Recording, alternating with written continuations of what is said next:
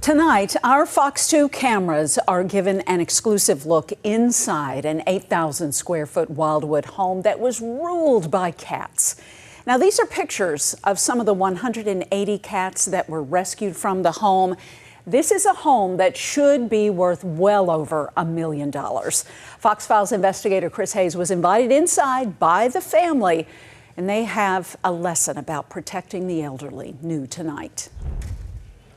From the outside of this serene Wildwood property, you would never guess the filth on the other side of the door. The order to vacate sign is a hint. Inside, you cannot walk without tripping over food dishes and litter boxes. The spaces where you can are covered with food and litter. Every piece of furniture, a scratching pad for the 180 cats that were here. Air fresheners on every vent and buckets of coal. Futile attempts to cut the odor. You can't be in here for more than 5 minutes without smelling like cat piss. About every 20-30 minutes, I have to go outside to catch my breath. It's Brian Fisher's childhood home.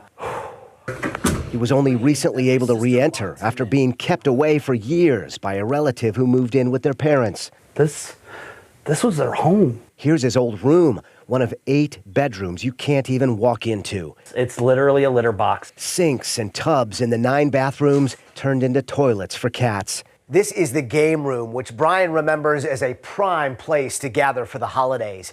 It's now unrecognizable, covered with pieces of a couch shredded by cats. There's even cat hair in the cobwebs. The 5-car garage has room for only 1 car because of empty food bags and boxes.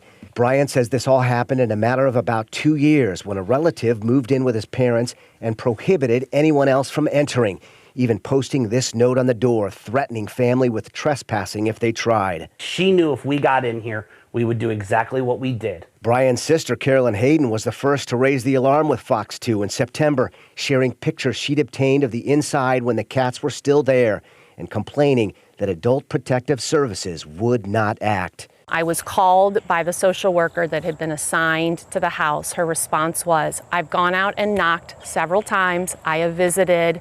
Nobody answers." And I said, "Isn't that concern enough?" Things only changed when Brian and Carolyn's mother died. Tragic news they learned from a neighbor a week after her death. That's when they convinced the courts their dad needed protection. He is doing a lot better. He is excited to be out.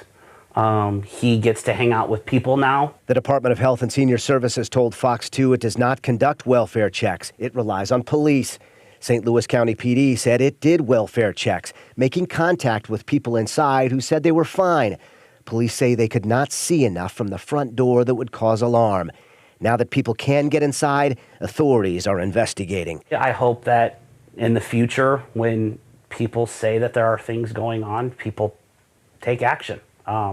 We have government agencies specifically for this, and none of them believed us. For the Fox Files, I'm Chris Hayes.